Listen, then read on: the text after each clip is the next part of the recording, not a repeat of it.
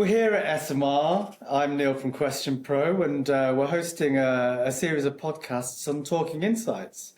And I'm joined now by Frederike Rhodes from RGP.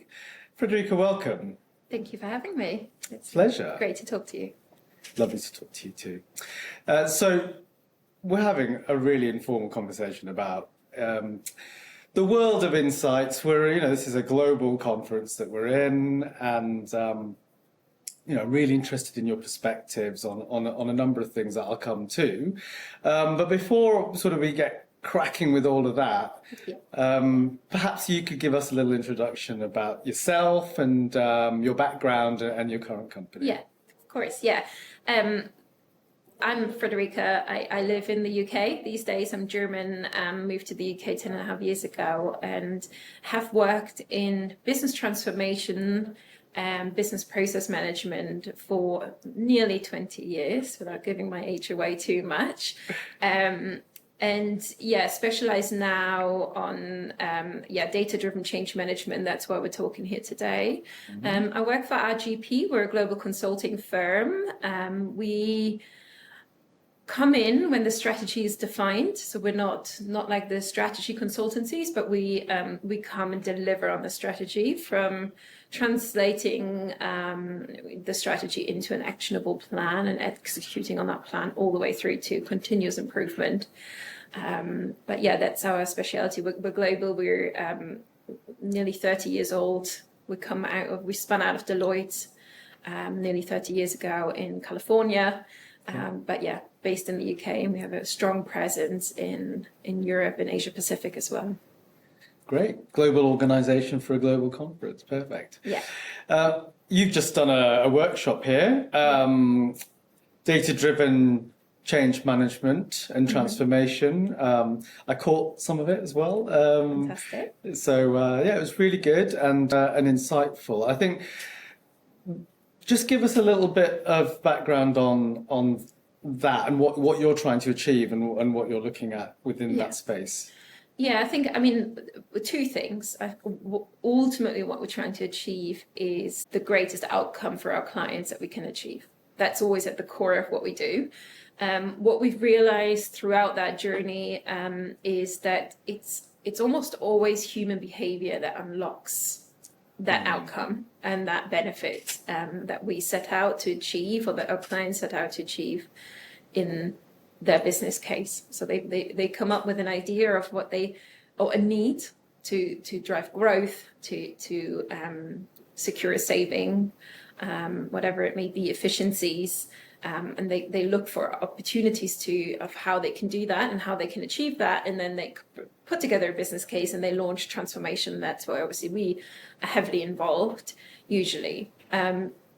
But we know, based on very publicly known research, that between 70 to 80% of transformations fail. And fail doesn't mean we don't deliver. We don't, and with deliver, I mean hand over the technology to the business, make the process available. All of that happens, but we don't get the return on the investment. Yeah. And that's what we're trying to fix, because we spend years and years implementing something. So we want to make sure we get their return on those, like that obviously that investment for the client, but also on the effort, the blood, sweat, and tears that we put into something, so that it's a success. So when you talk about something failing, are you talking about within that client organization, or the implementation specifically of the plan that you're delivering for them? No, I think it's the so transformation implementations usually succeed. So we do get to a go live. We flip the switch and the technology is now available to a group of people in the business, or the new process is rolled out and we're giving the green light to go ahead, and we're following that process now. But where we fail is adoption. So actually following the new process, using the new technology in the way that we intend, or that it was designed to be used, that would drive efficiencies. but no one is paying attention to that. But that obviously impacts the business case and the return on the investment, because if it's not being used as intended, we're not driving the right outcome. So that's Yeah, and look, I think insight in general, whether it be through what you guys are doing in terms of change management and transformation, or in terms of insight delivery to address a stakeholder business question, adoption of the insights themselves remains the biggest challenge across the board, doesn't it? Yeah. The people that we work with within businesses are champions for that. Yeah. They're coming to us with a challenge. We're trying to address that challenge so that they can deliver a solution into their stakeholders and into the boardrooms. But I hear about it time and again that research is just, or insights that are driven from the programs that we're delivering just don't get adopted in full. Now, whose responsibility, Frederike, do you think that is? I think in a lot of cases that's not defined, and it's not a black and white answer. I think it's adoption in general. And there's two things, right? There is, when we're talking about insights especially, there is this one to have it all, but not having the time to actually use it and act on it. Yeah. So I think we want to have the information almost like a security blanket, but we don't necessarily use it. So that's a capacity issue, and and I guess a prioritization issue. Like what actually the three pieces of data that would actually help me make informed decisions today and manage my team, or increase productivity, or output, or whatever.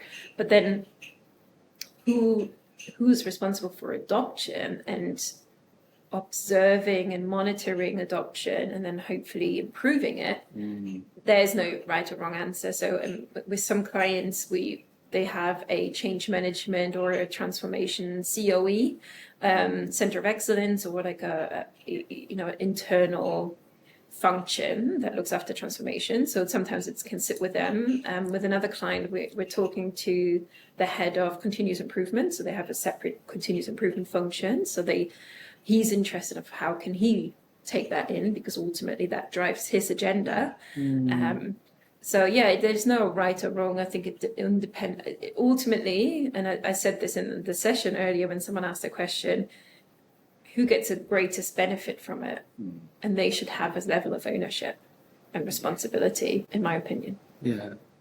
An internal champion of sorts, I suppose, to make sure that they hold themselves accountable for the whole process, the capturing of the information that services that particular need, and then the adoption within their own organisation. But is there anything that you or we within the Insights community can do differently or better to help them to make those inroads within their organisations? I think sometimes less is more. So I think it's about really boiling it down, like what is so in a sales scenario, we just build a report internally to say, on the back of campaigns, like what information do we want, which is quite a good example in this case, actually, because it was like, we should track outreach as a sales organization, and we then want to know how many meetings we've had, and then how many opportunities came in, and but actually, does outreach matter? Because ultimately, all we want to know is the number of meetings. And if I reach out to 10 people where it's a perfect fit and I get 10 meetings, or do I reach out to 100 people but I get 2 meetings because I literally just... So it's like kind of like what's really important and what sends the strongest message, and shows the quality of the work, I suppose. I'm interested in that perspective, actually, because it's something that I faced within Question Pro. I'm in sales and looking after our customer relationships, and sales is a numbers game, right? So It yeah, is, yeah. you're right. And there are so many different ways in which you can build these relationships. Some has to be from cold outreach for organic growth. Yeah. Some will be from inbound interest. Yeah. Some will be from nurturing existing relationships. And, there is no right or wrong as to those numbers, actually. You formulate a strategy Yeah. that allows that pipeline to sort of grow in a way that today it will be different to what it is in a month's time. But that's I think having a measure of success and putting those in place is something that I face as well as you. So that's interesting. Yeah. But it's interesting, isn't it? Because sales is a great example. And we literally had that conversation about this last night, as it happens, because there's not one way of doing it. And when I think about my colleagues, some are really, really good at cold outreach. Yeah. It's just, quantity. And they're a machine. And they're not fussed by the fact that maybe they don't get as many responses as, would make them feel good or would make me feel good. But then my other colleague is amazing at networking events. Yeah. She can connect. She shows, and she's so genuine and caring, and she can connect with anyone, and she'll remember how many children they have if she meets them again 2 years. But for her, it would be a shame to even spend an hour and just sending outreach emails and copy and pasting. And I'm not saying that's the right way anyway, but I think there is no one approach. But then from a data point of view, so what do we measure? We want to measure the outcome. Outcomes, do we get a meeting? Yeah, absolutely. Can we speak to him? Can we have a conversation?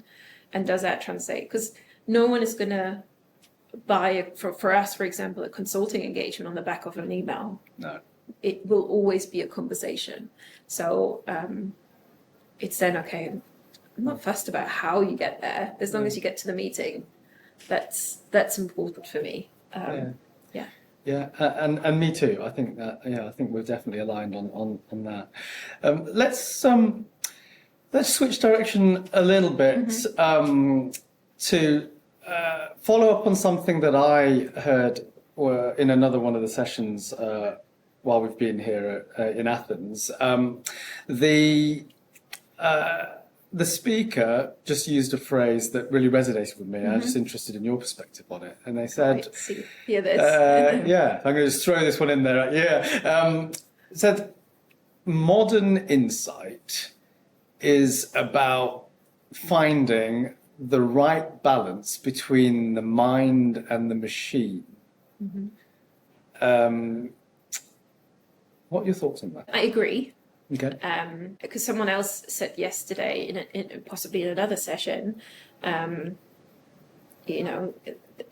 as an example, it's there, and what's the point? We can't control that. It's there. We have to deal with it. But how we deal with it is in our control. Yeah. So so it's almost this mind and machine. I don't think so. For example. From a data perspective and data in change management, what we talk about a lot of the time is data stacking and saying, okay, because what's very common in the adoption space and change management is user satisfaction surveys or business readiness surveys. But we know that a survey, a lot of the time, and I don't want to say every survey, but captures intention and not action. So it's then to say, okay, there is, and that is, gives us information. So if someone says, oh, I want to, great tool, I want to use it, whatever it may be, but they never look into the system, is it then a capacity? Is it simply a capacity issue? And can we fix it? There's not much change management to be done or training or whatever. It's just, we need to give them the time to actually log in. AI is a great example because I think people just need to start experimenting with that. It's not going to solve all of our problems, and as an organization, we might not actually know what the impact it has, and how we're going to use it. But we know it's coming. So how can we allow our teams to get closer to it to kind of reduce resistance around that? So that this mind and machine. And in another way, something else we shall I start that bit again? So when it comes to mind and machine, I think it's also, I can compare it to one other metric, and that's experience, or so we talked about SLAs and meeting SLAs, and then actually XLAs. What is the experience we're after? Because sometimes it's, yes, a machine, we can cover certain things with a machine and a process and a technology, but does it add the value that I need? Does it give me the experience, and does it add value that I need as an individual, whether that is my customer, whether that is my colleague or employee? So there is these two dimensions that you can't say, oh, just efficiency if it doesn't add any value. Yeah, no, that's nice. And I think from my perspective on hearing that was just being open-minded. There is no correct answer to this question, right? It's but a balance, I think, is required, because I mean, ultimately, AI is here to stay, and it's an accelerator for insight generation in our industry. But the models are being trained by humans still, right? So, you know, and that will always be the case. It's based on data. It's just the scalability and the speed to generate that scale is off the scale using the right models. But a lot of it is still generated through human insight, right? Yeah. So I kind of feel that there's always going to be room for both. There's a lot of talk about synthetic data as well. Yeah. At the moment, across this industry conference and many others. Quickly, your thoughts on the idea of getting data that's kind of modelled rather than from humans? What do you think? Is there a place for that? Probably. I don't know enough about it to make an informed, but I would. It's moving too quickly to say no. I think there is too much evolution in that space to say no. But I haven't come across it myself as enough to be able to judge. No, I think, and that's a fair response, because actually, whilst we're in this bubble, we hear a lot about certain things that are the next big kind of discovery for our industry, but the clients that we're speaking to are several rungs away from hearing about the real life use cases and applications of things like this. And sometimes you've got to almost separate yourself from that bubble that you're existing in, especially during a conference circuit. But yeah, I think you answered that, I think, as a human end user rather than someone within the industry, which is quite fascinating. And I don't know enough about it. Is a completely fair response. You know? And I think there's a time and place for everything, right? Machine coming back to machine and mind. And mind is, there is a place for everyththing, and actually it there's no right or wrong. And I always compare it to the last few years during the COVID crisis. Everyone was so grateful they could work online, and we got used to being online, but actually we're now craving human connection and interaction again. So I think it's kind of waves, peaks and troughs as well. Like there will be where, you know, at the moment we all want to use AI and as much as we can, or we want to have access to all the data, when actually there will come a time where we just want a conversation. I don't want a big spreadsheet. I don't want to have, you know, everything at my fingertips. But I just want to have bring 3 customers in. I want to have a conversation with them to really get to know them. And that's not AI, because it's not. Because it doesn't add the context in the way that you would need, straight from the customer. You know, I've been using your brand for so many years. So why have you changed this? AI doesn't necessarily know that. No. So I think it's a bit, there's a place and a time and place for everything. Great. Frederike, thank you so much. Thank you for having me. Pleasure, and enjoy the rest of the conference. Thank you. Thank you, everyone. Do like and subscribe to this podcast if you enjoyed it, and share it with your friends and all on your socials. Thank you very much. You can't know the answer to a question without first asking it. But how do you ask the questions? More importantly, how will people answer them?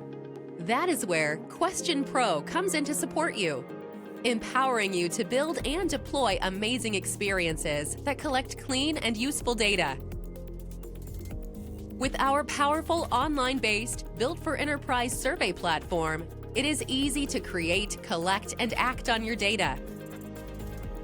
Create an impactful survey in minutes from scratch by importing an existing survey, or choose from over 350 ready-made templates that have been vetted by our expert market research professionals. Add as many respondent contacts as you want and share them through multiple distribution methods. Collect offline data and use white-labeled mobile apps to ensure data collection is extensive and up-to-date. Take advantage of our specialized services to manage enterprise projects, as well as the instances where the insights collection is complicated but imperative. Then, leave the rest to Question Pro. Sit back and watch us work magic as the data is analyzed and compartmentalized into functional insights automatically.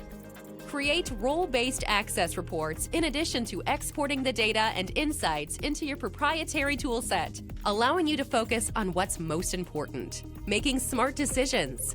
Question Pro, survey software that gets the job done.